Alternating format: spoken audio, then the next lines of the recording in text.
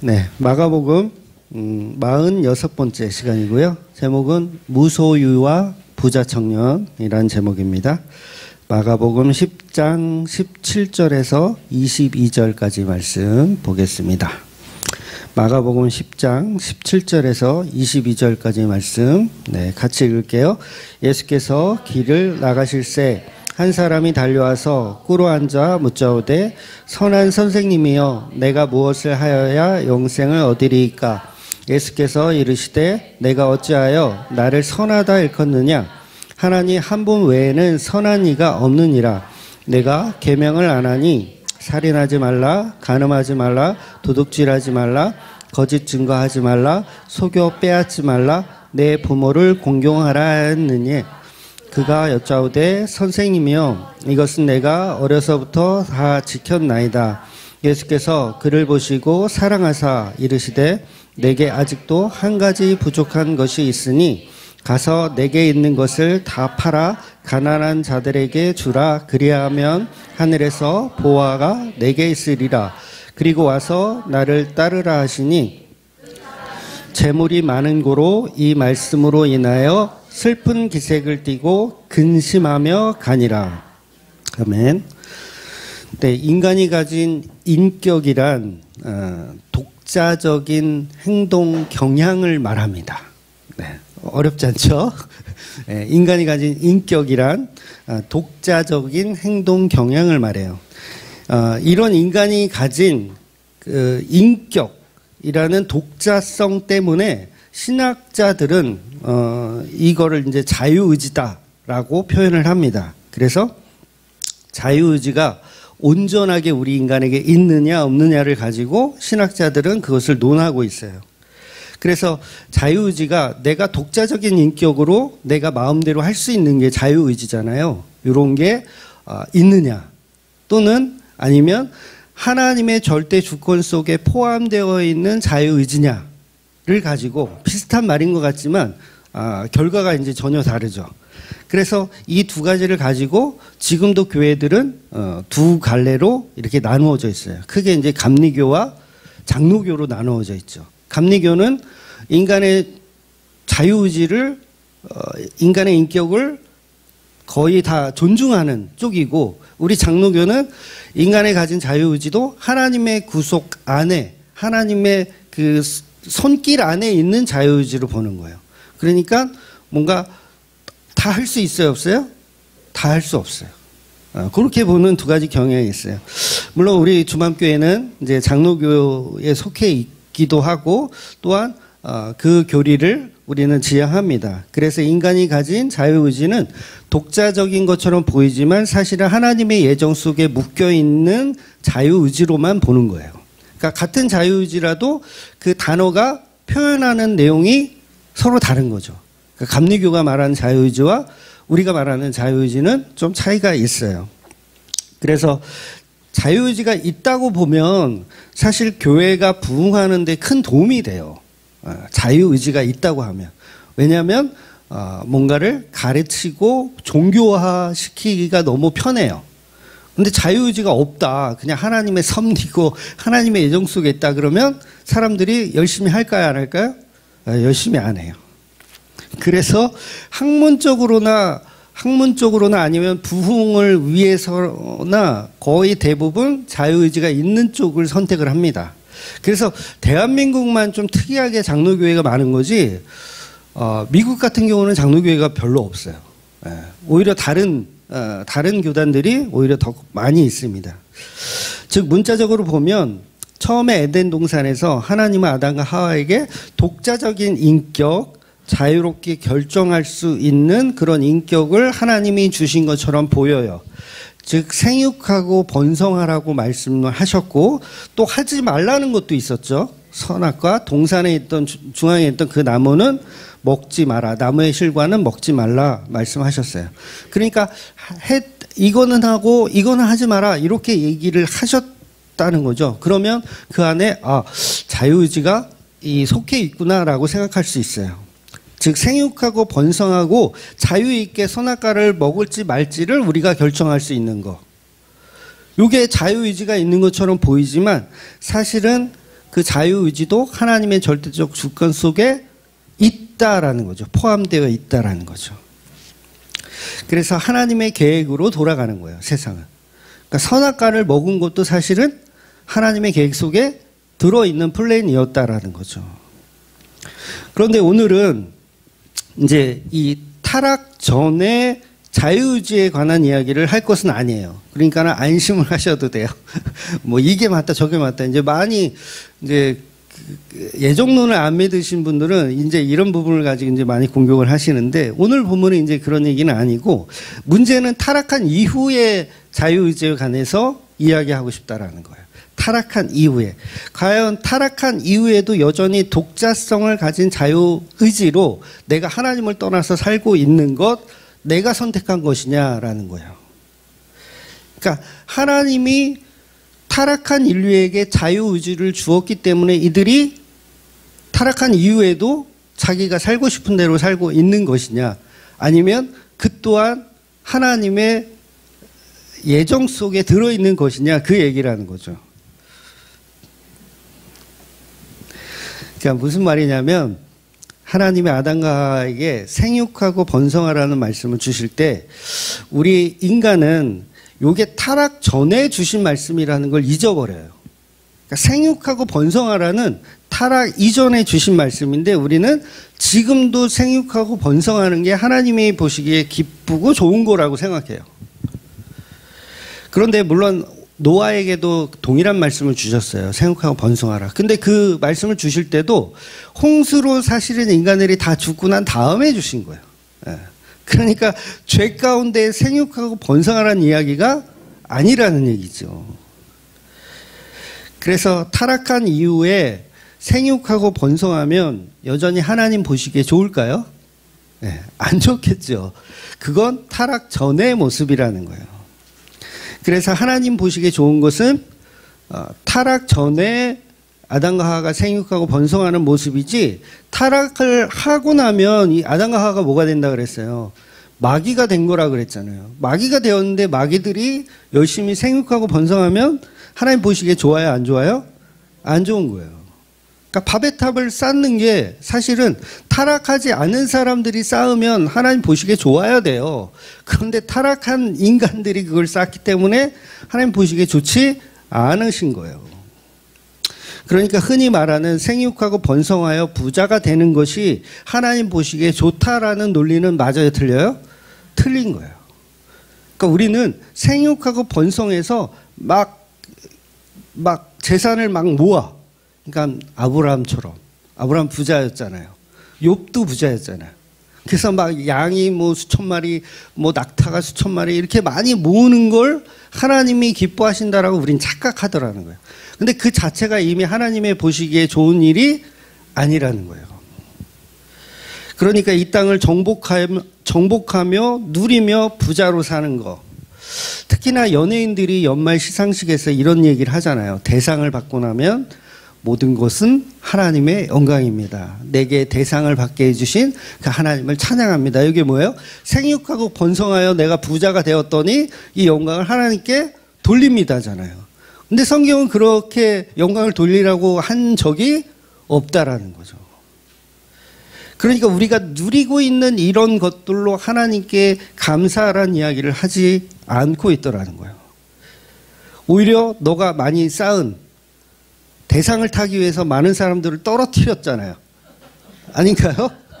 많은 사람들을 떨어뜨렸잖아요. 다 대상 받고 싶어 하는데 다 떨어져요. 요 제이나 성경은 이렇게 얘기하고 있는데 우리는 내가 대상 받은 거를 많은 사람 앞에 기뻐하며 내가 대상 받은 거 하나님께 감사합니다라고 혼자 찬양을 하고 있다라는 거예요.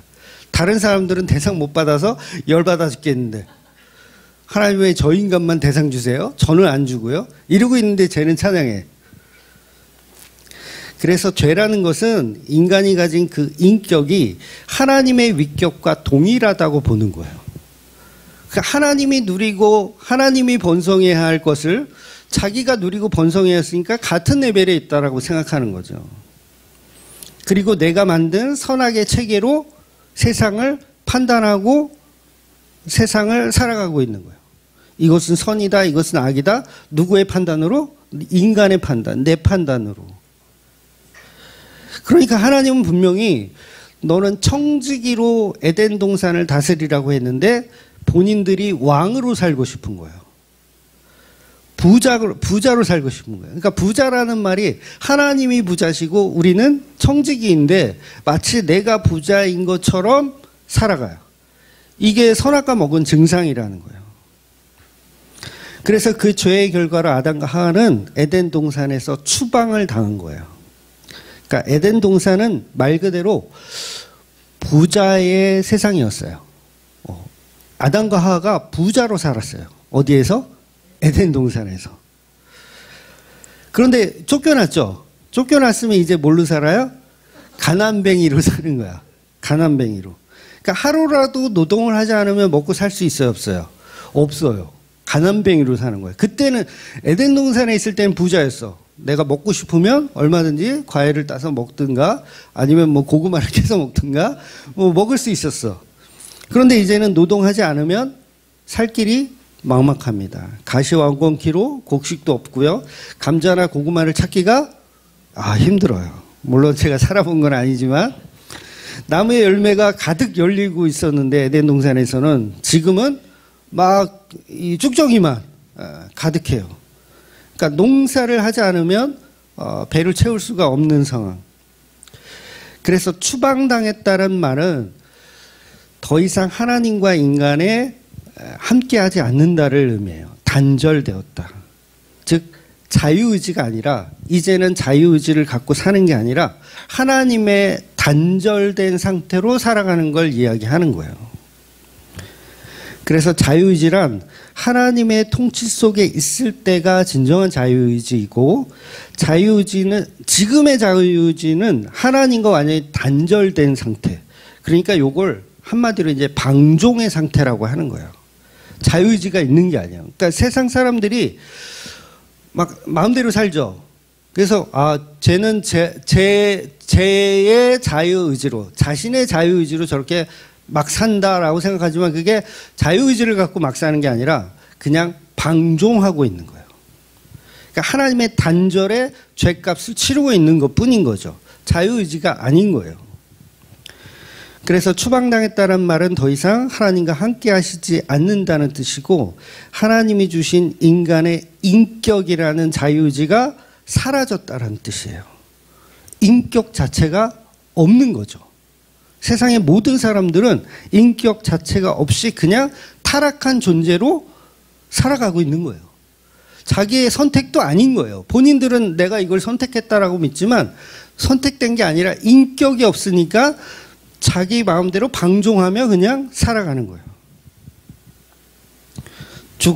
즉 인격이 죽어버렸어요.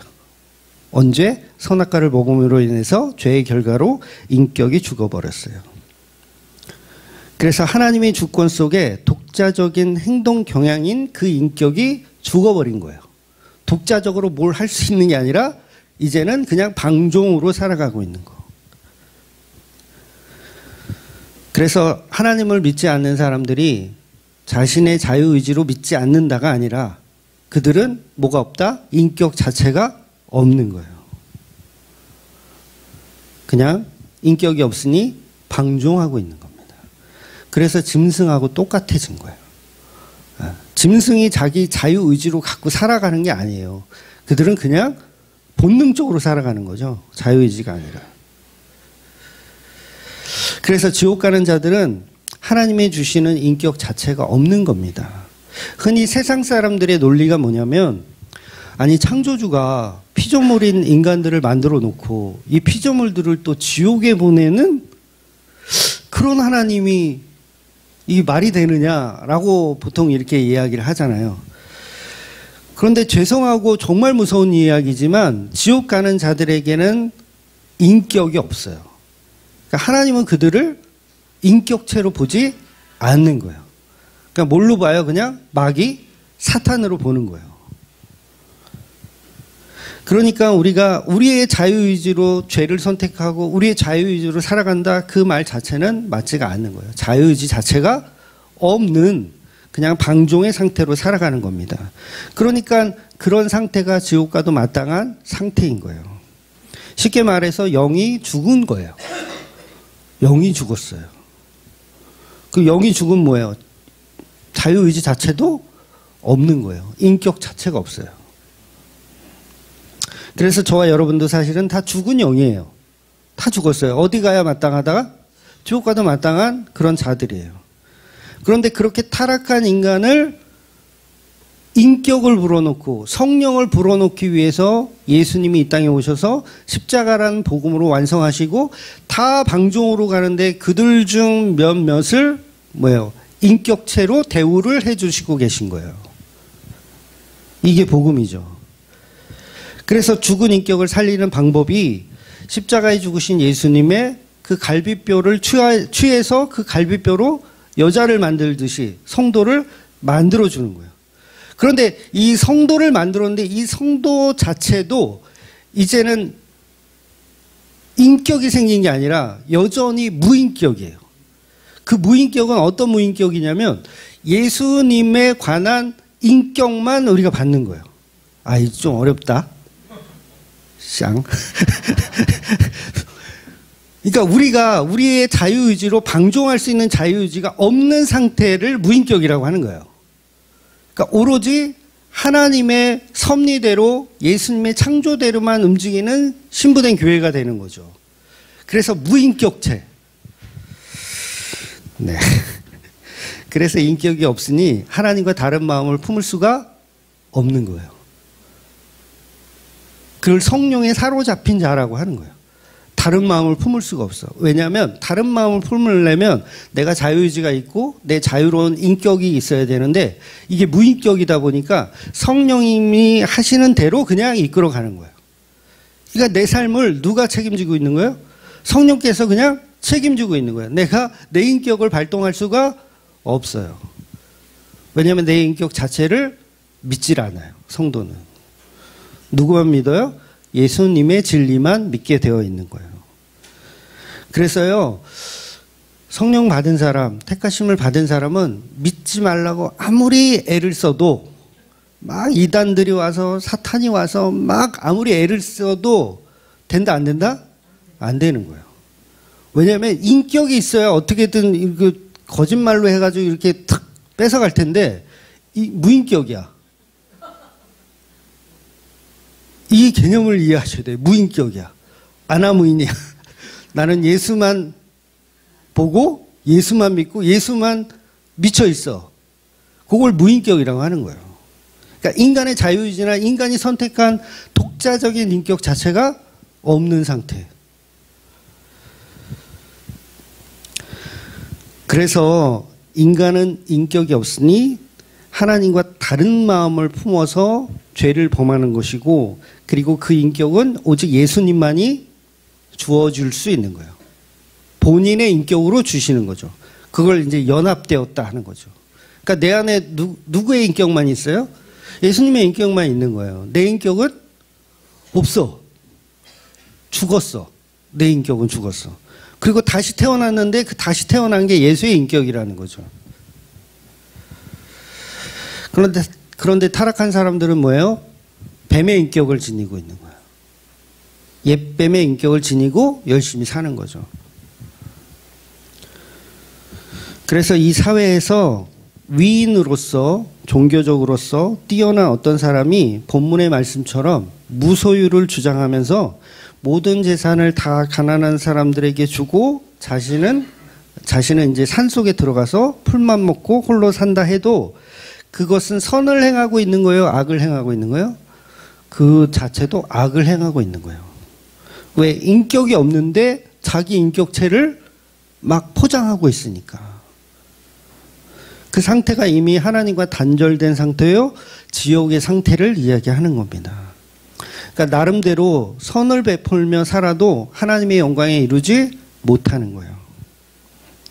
그러니까 본문의 말씀을 보통은 어떻게 해석하냐면, 부자 청년처럼, 부자 청년이 이제 너 재산을 다 가난한 사람이 주고 예수님 따라라 했잖아요. 그랬더니 고민하잖아요. 근데 우리는 고민하지 맙시다.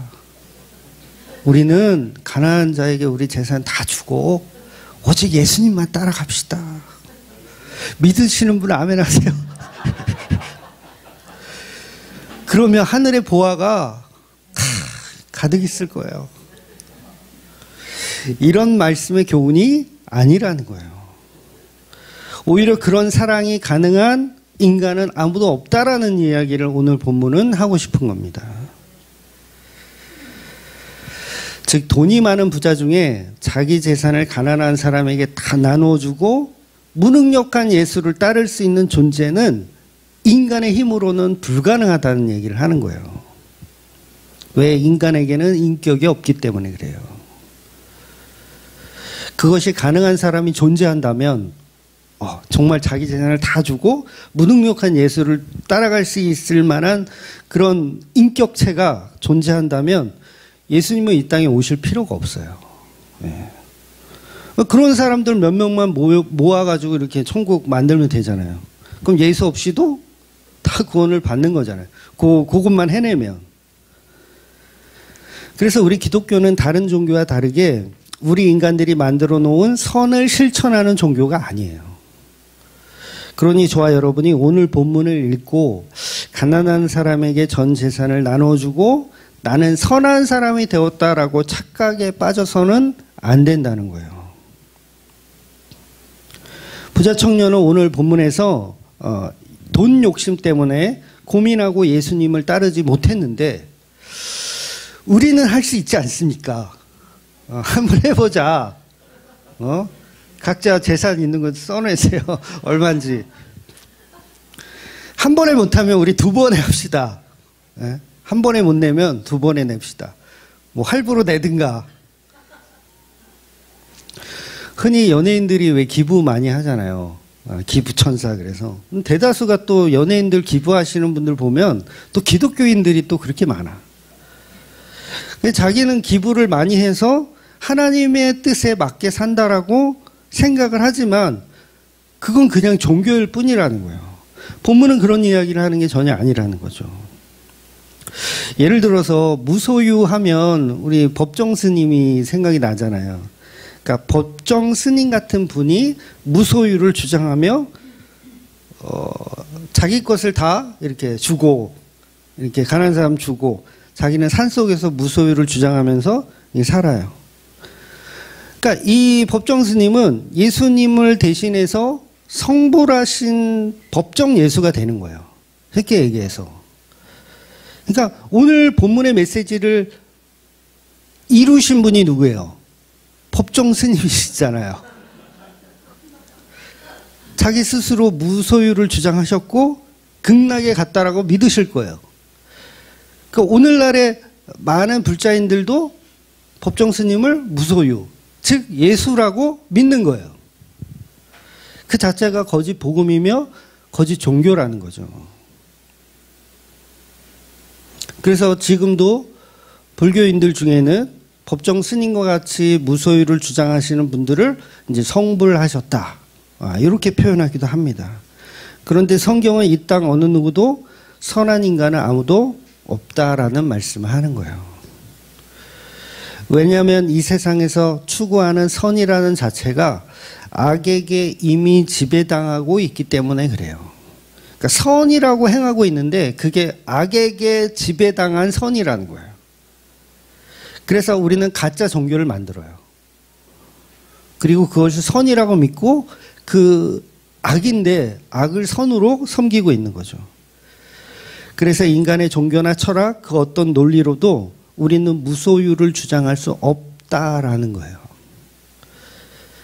진정한 무소유를 주장하려면 어떻게 해야 될까요? 일단 입고 있는 옷을 다 벗으셔야 돼요. 네? 진정한 무소유를 주장하려면 입고 있는 옷을 일단 벗으셔야 되고요. 숟가락, 젓가락을 갖고 있으면 돼요, 안 돼요? 네, 안 되는 거예요. 내 소유가 있으면 안 돼요. 숨은 왜 쉬어? 네 거야?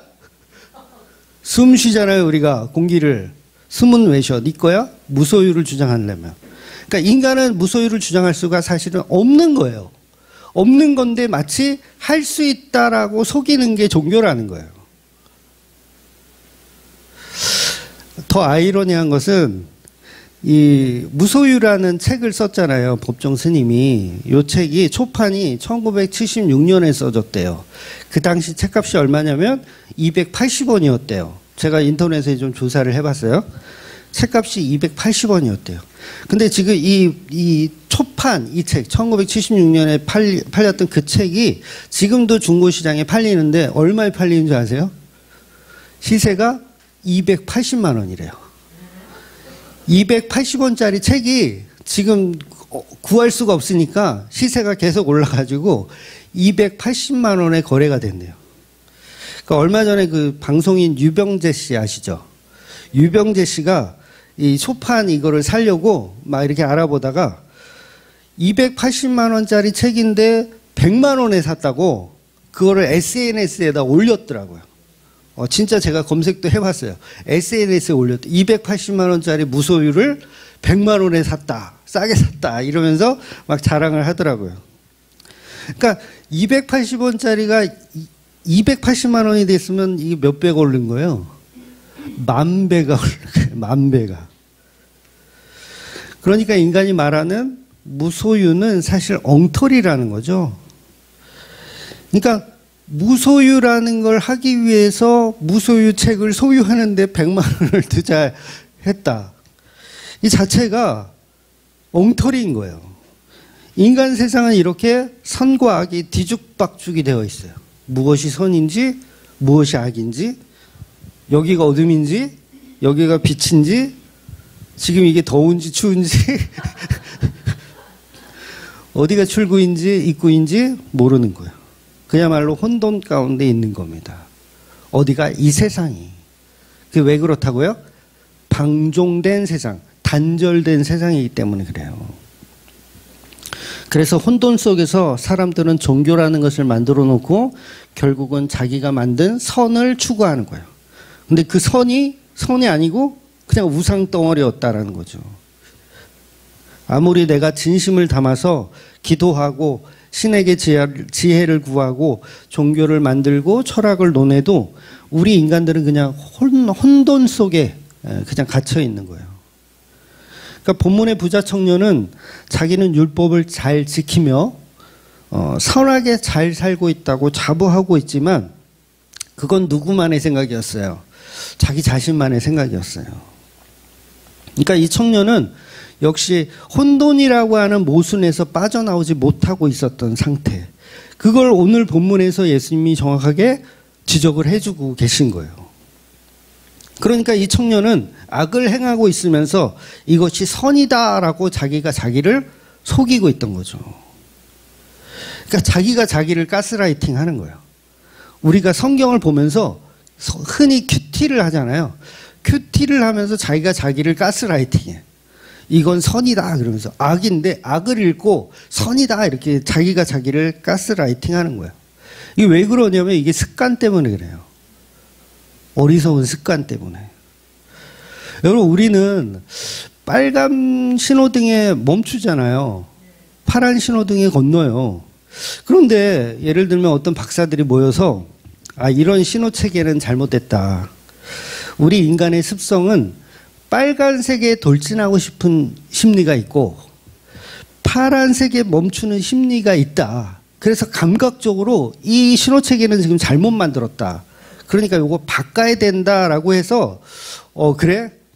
대대적으로 우리 신호등 한번 바꿔보자. 그래서 바꿨어요. 파란불에 건너야 되고 빨간불에 건너야 되고 파란불에 멈춰야 되는 걸로 이제 신호체계를 바꿨어요. 어떻게 될까요? 난리 나요. 교통 대란이 일어나고요. 정말 많은 사람들이 횡단보도에서 죽을 거예요. 서로 옳다고 착각하는 거죠. 뭐 때문에 그렇다고요? 이게 습관 때문이에요. 습관. 이미 길들어져 있는 거예요. 어릴 적부터 파란불에 건너왔는데 파란불이 켜지는 순간 나도 모르게 건너가게 되는 거예요. 아니, 건너가면 안 되는 건가? 나도 헷갈리잖아.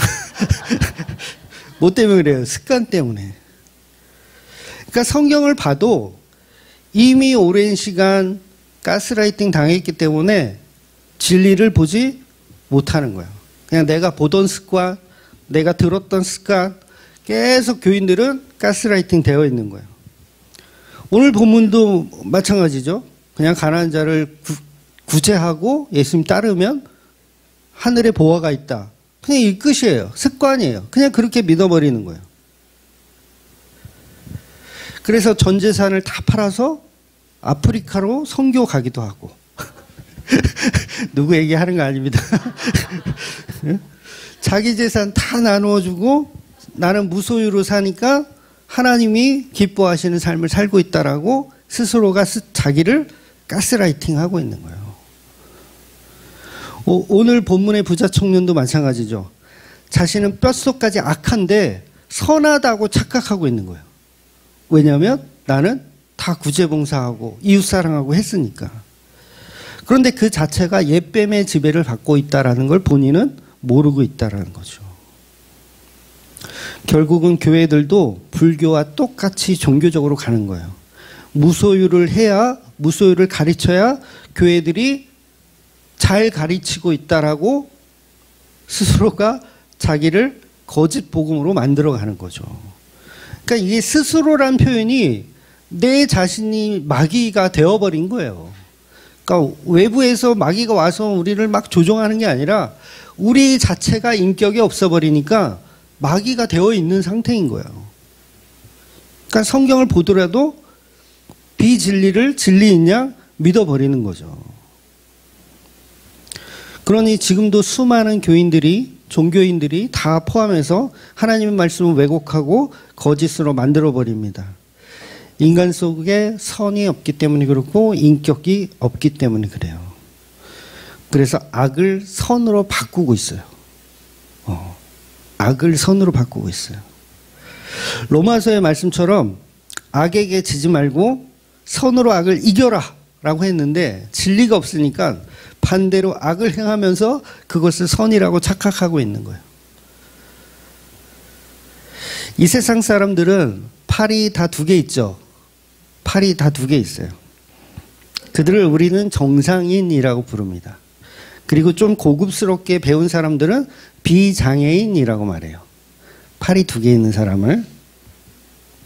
그런데 어느 날 이 두 개인 세상에 팔이 네 개인 사람이 태어났다. 갑자기 네 개인 사람이 태어났어요. 그러면 우리는 그 사람을 이 사람은 팔이 네 개네. 굉장히 탁월하다라고 봐야 되는데 우리는 어떻게 보냐면 야, 내 팔이라고 놀려요. 야, 너네 나라로 가라 그러면서 내 팔이라고 놀리더라는 거예요. 한마디로 병신이라고 놀리는 거예요. 팔이 네 개면 야, 얘는 되게 탁월한 아이다. 우린 다 두 개인데 얘는 네 개네 라고 탁월하게 봐야 하는데 그냥 병신으로 보는 거예요. 그러니까 오늘 본문이 예수님이 그것을 들추고 있는 거예요. 이 세상 자체가 사실은 다 병신들의 세상이다라는 거예요. 그러면 비장애인인 정상인분은 누구예요? 예수님 한 분뿐인 거예요.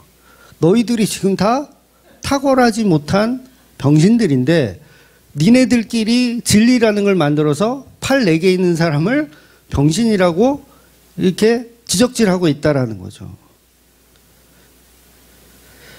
너희가 사는 이곳이 진리가 아닌데 그것을 진리로 만들어 놓고 선이 아닌데 선이라고 만들어 놓고 그것을 추구하고 있다라는 거예요. 그래서 교회 다니는 사람들이 오히려 선하신 하나님의 말씀을 왜곡시키고 변질시키고 있는 사람들이에요. 그래서 오늘 본문에 보면 부자 청년이 예수님을 선하신 분이라고 호칭을 해요. 선하신 예수님이라고 호칭을 해요. 예수님 뭐라고 얘기하냐면 예수님은 하나님 한 분 외에는 선한 이가 없느니라 말씀하시는 거예요. 이건 예수님이 악하다는 말이 아니라 부자 청년 네 시선으로 보는 선은 다 틀렸다라는 얘기를 하고 싶은 거예요. 그러니까 예수님을 선하신 분이라고 호칭을 했는데 네 눈깔로 보는 그게 선이 아니다라고 예수님 말씀하시는 거예요. 그래서 부자 청년은 왜곡된 선악 체계를 가지고 있고 그 체계가 왜곡되어 있으니 인격 자체가 없는 거예요. 그래서 지옥 가도 마땅한 자였던 거죠. 그런데 은혜는 뭐냐면 인격이 있으신 분이 우리와 연합하여서 그 인격을 성령의 은혜로 새로 재창조를 해주시는 거. 그래서 하나님 나라를 사는 거예요. 뭘로? 인격체로 하나님 나라를 사는 거예요. 그래서 하나님 나라라는 예수님의 위격이 우리를 침노에 들어오는 거예요. 예수님이 가진 위격이 우리를 침노에 들어오시는 거. 그래서 하나님 나라는 우리가 예수님의 십자가 은혜로만 사는 거죠. 그런데 인간들은 자기 스스로 인격이 있다고 주장해서 그 인격으로 천국의 자리를 만들려고 합니다. 한마디로 인간이 되어라. 이런 얘기 많이 들어보셨죠? 인간이 되어라. 인간이 되어라. 다른 말로 인격을 좀 갖추어라. 흔히 이제 목사가 되기 전에도 그런 얘기를 많이 듣거든요. 신학 이제 선배들한테 목사가 되기 전에 인간이 먼저 되어라. 이런 얘기. 그러니까 교인이 되기 전에 인간이 먼저 되어라. 죄송하지만 성경에 그런 얘기가 없어요. 인격을 갖춰라, 인간이 되어라, 그런 얘기 없습니다. 그런데 지금의 교회들을 보면 종교적인 이 인간이 되어라가 교회를 지배하고 있다는 거예요. 여러분 담임 목사를 초빙한다고 생각해 보세요. 제가 어느 날 저기 빨간불에 건너다가 훅 뒤져버렸어. 그래서 다른 목사님을 이제 담임 목사님 청빙한다고 생각해 보세요. 자, 설교 잘하는 목사 또는 인간성 좋은 목사 누구 선택할래요? 대부분 인간성 좋은 목사를 선택해요. 그러니까 교인들은 설교는 뭐 어차피 하다 보면 느니까 하다 보다 느니까 뭐가 좋아야 된다? 인간성이 좋아야 된다고 보는 거예요. 목사들끼리도 마찬가지예요. 전도사를 구할 때 설교 잘 못해도 돼. 그 대신 뭘 잘해야 돼? 인간성이 좋고 목사한테 대들지 않고 순종하며 무슨 일이든 굳은 일은 다 할 수 있는 그런 인성이 좋은 전도사를 좀 보내달라. 이러지 복음을 정말 잘 전하는 전도사, 아이들한테 복음을 정말 사랑으로 전할 수 있는 그런 전도사를 보내달라고 하지 않아요. 인간성. 그러니까 설교는 못해도 인간성만 좋으면 오케이. 그런데 그게 어리석은 거라는 거예요. 인간성이 좀 더러워도 저처럼 좀 까칠하고 좀 더러워도 차라리 복음을 잘 전할 수 있는 목사를 청빙해야 되는 거예요. 근데 우리 한국교회는 복음보다는 설교보다는 뭐예요? 인간성 좋은 목사. 그러니까 뭐예요? 선과 악이 뒤죽박죽이 되어 있어서 엉터리 선을 추구하고 있는 거죠. 그래서 본문은 인간성에 관한 이야기가 아닌데 사람들은 오늘 본문을 전부 다 인간성으로 해석하는 거예요. 재산을 다 팔아서 가난한 사람에게 나누어 주는 사람 인간성이 좋아요, 나빠요? 좋죠. 그런 사람이 제 주위에 있었으면 좋겠어. 저한테도 좀 나누어 주게. 그런 인간성을 가지면 하늘에 보화가 있다 없다? 있다라고 믿는 거예요. 인간성. 그러니까 인간성 좋은 사람은 어디 가야 돼? 천국 가야 돼. 그래서 인간성이 좋아 보이기 위해서 어떻게 해요? 구제하고. 그 연예인들이 왜 그렇게 구제할까요? 이것도 저는 일종의 그 중독 같아요. 이게 함으로써 들려지는 어떤 그 우월감, 이런 중독. 이게 뭐야? 인간성 좋게 보이기 위해서 열심히 구제하는 거죠. 물론 구제도 안 하는 놈이 건방지게 그런 얘기 한다고 할 수도 있겠지만 천국의 금은보화를 쌓기 위해서 구제하고 봉사하면서 나의 인간성을 가꾸려고 하는 이 자체가 종교이며 우리 기독교가 말하는 복음이 전혀 아니라는 거예요. 그래서 우리는 존재하지도 않는 인격을 치장하기 위해서 정신이 팔려 있다는 거예요. 그게 다 비진리인지도 모르고 열심히 없는 것에 치장을 하고 있는 거예요. 없음인데 치장을 하고 있는 거예요. 그래서 우리의 인격으로 우리가 예수님을 믿어줘야 한다는 식으로, 나의 좋은 인격을 만들어서 예수님께 영광을 돌려야 한다는 식으로.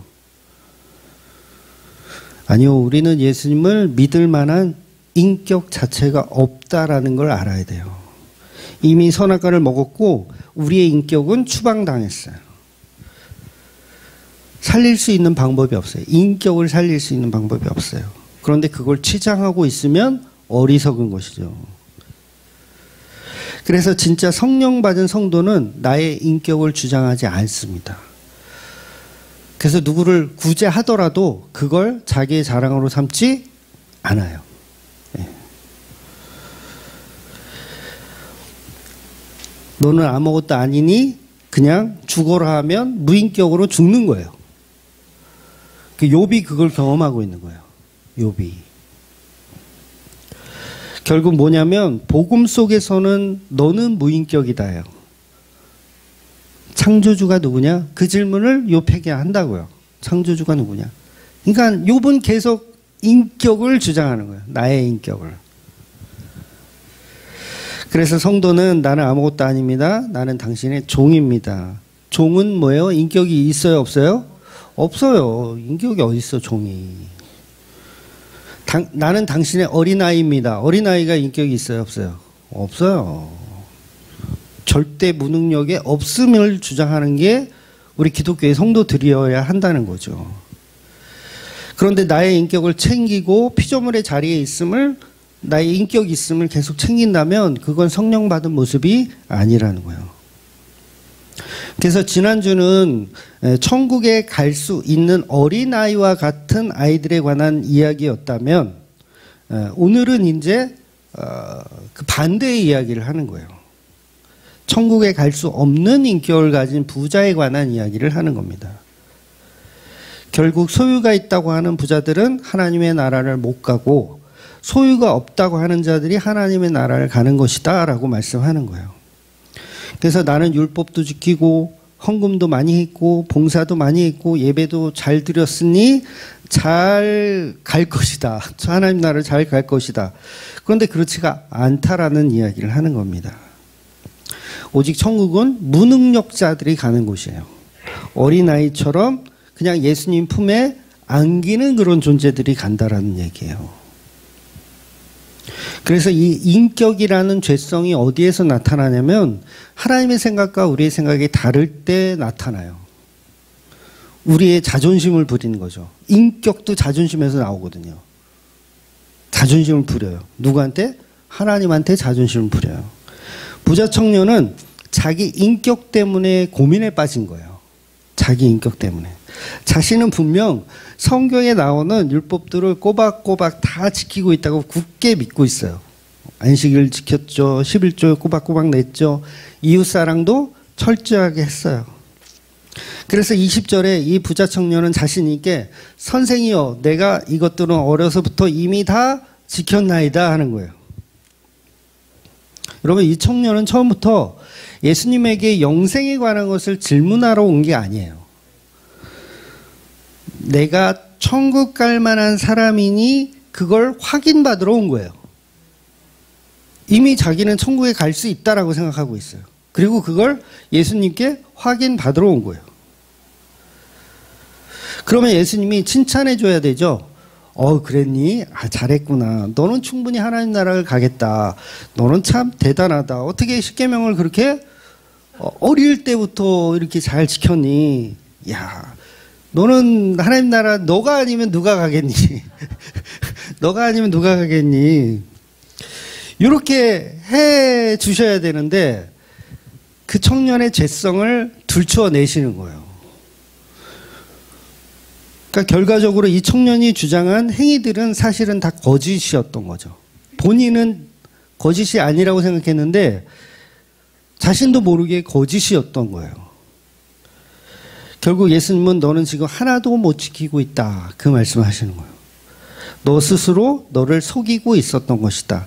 선하지 않으면서 악에 지배당한 그런 선을 착각하면서 가짜 종교인으로 살고 있다라는 걸 말씀하시는 거예요.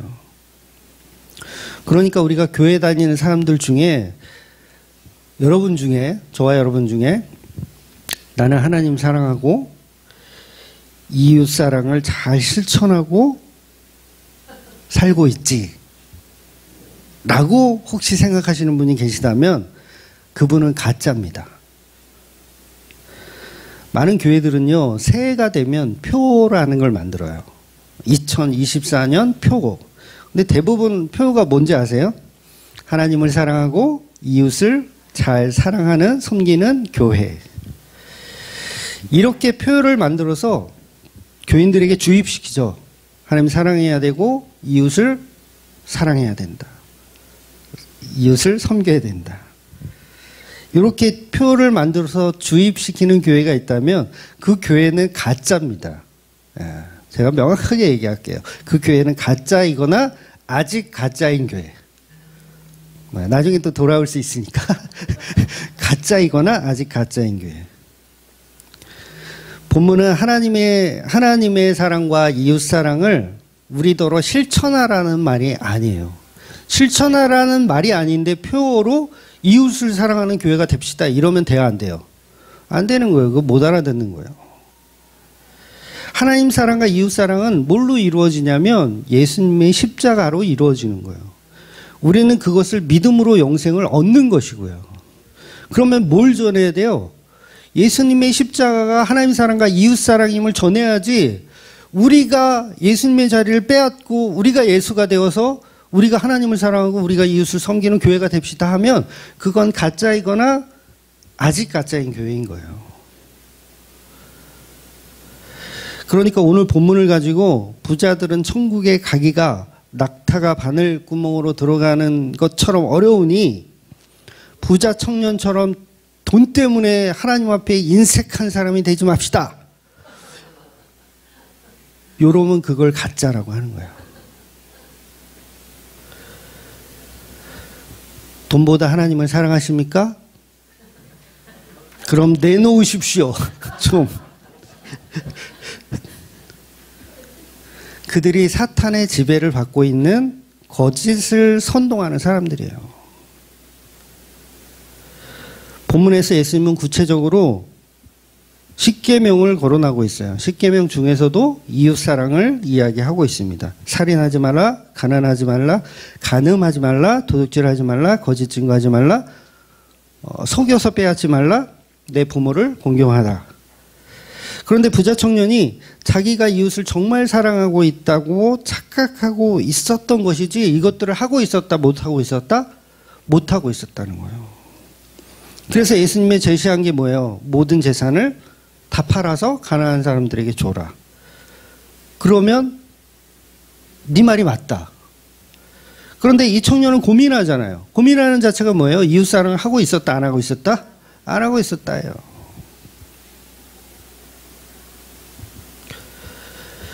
즉 이 부자 청년은 하나님의 수준의 선에 자기가 도달했다라고 스스로가 스스로를 가스라이팅하고 있었던 것뿐이지 도달을 했다 못했다? 못하는 거예요. 우리 인간은 도달할 수 있는 존재가 아무도 없어요. 거기엔 누구만 도달하시냐면 예수님만 도달하시는 거예요. 그러니까 무소유를 주장한다는 건 뭐예요? 흉내를 내는 거죠. 우리가 누구를 기부한다는 거, 이거 뭐 하는 거예요? 흉내를 내는 거예요. 누구 흉내? 예수님 흉내 내는 거예요.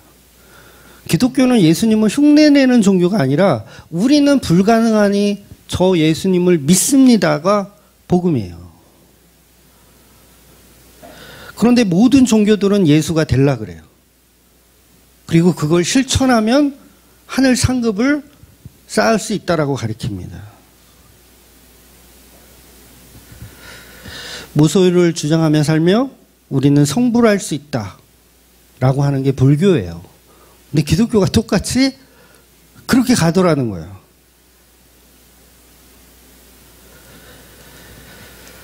그러니까 실제로는 하나도 버린 게 없으면서 무소유를 배우기 위해서 100만 원짜리 책을 사는 것과 똑같죠.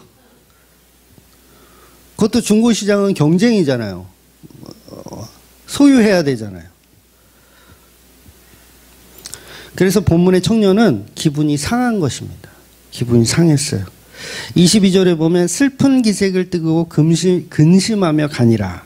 이 말은 쉽게 말해서 짜증났다는 얘기예요. 짜증났다는 얘기예요. 자기가 가짜라는 게 들통이 나니 짜증났다예요. 짜증났다. 그러니까 가난한 자에게 나눠줄 생각이 처음부터 없어요. 그러니까 나눠주라니까 짜증이 난 거예요. 그래서 우리는 우리가 쌓아놓은 위격의 자리가 들통이 나면, 그게 거짓이라고 들통이 나면 어떻게 해요? 짜증이 나요. 하나님께 따지죠. 왜 나를 짜증나게 하시냐? 말씀을 해도 왜 나를 까느냐? 나 시키면 다 지켰는데 왜 내가 못하는 걸 또 요구하느냐? 짜증이 나는 거예요. 그래서 하나님 말고는 누구도 선한 존재가 없다. 위격을 가진 자는 오직 예수 그리스도밖에 없다. 그래서 오늘 본문의 결론은, 이제 다음 주도 사실 이어지는 본문이라서 한 주 더 봐야 되지만, 가난한 자에게 재산을 나눠주라는 말 뜻은 아니고, 그 뜻은 아니고, 그렇게 하면 영생이 있다라는 말 더더욱 아니고, 그렇게 할 인간이 아무도 없다라는 이야기를 하시는 거예요. 과연 이 청년이 오늘 고민하며 돌아갔어요. 그 이후에 돌아왔을까? 한번 생각해 보셨어요? 그러니까 성경은 말하지 않거든요. 고민하며 떠났다. 그리고 그 이후의 행적에 관해서는 나오지 않아요. 돌아왔을까? 여러분, 인간의 힘으로는 안 돌아옵니다. 네, 절대 안 돌아와요. 그러니까 오늘 본문을 끝으로 본다면 이 청년은 절대 돌아오지 않아요. 그런데 만약 돌아온다면 이 청년의 믿음으로 돌아오는 게 아니고, 그건 누구의 믿음으로 돌아오는 거예요? 예수님의 믿음으로 돌아오는 거예요. 그래서 다음 주에 보겠지만 27절에 보면 사람으로는 할 수 없으되 하나님으로는 다 하실 수 있느니라, 이 말씀 붙어 있는 거예요.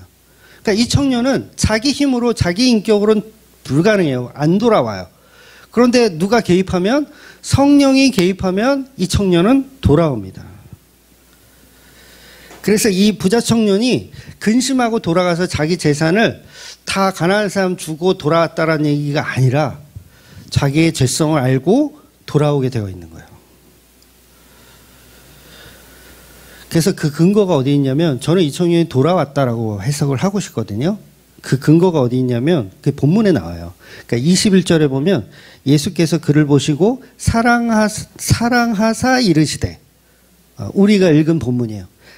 그러니까 십계명을 다 지켰다고 하니까 예수님께서 그를 보시고 사랑하사 이르시되, 이렇게 표현하거든요. 여기서 말하는 사랑이요, 아가파오더라고요. 아가페, 헌신적인 사랑. 그러니까 이 청년은 누가 사랑하고 있는 거예요? 예수님이 사랑하고 있는 거예요. 그러면 이 청년이 예수님이 말씀하신 대로 자기 재산을 가난한 자에게 다 주고 와야 사랑하십니까? 아닌 거예요. 그냥 그 자체로 이미 예수님은 이 청년을 사랑하고 있는 거예요. 그러니까 이 청년은 분명히 고민할 거예요. 제 생각엔 다 팔지 못하고 예수님께 다시 돌아왔을 것 같아요. 제가 생각해 보니까 도저히 이거는 다 팔지는 못하고 한 5분의 1 정도만 어떻게 해서든지 그렇게 딜을 하지만 자기가 죄인이라는 걸 뼛속까지 깨닫고 돌아오는 걸로 보는 거죠. 그러니까 저와 여러분도 마찬가지예요. 우리가 다 구제하고 봉사해서 예수님께 돌아오는 게 아니라, 나는 그것도 나눠줄 수 없는, 십계명도 못 지키는 그런 죄인이네요. 저를 어떻게 했으면 좋겠습니까, 예수님? 하고 돌아오는 자가 성도라는 거예요. 이해가 되시죠? 네. 네.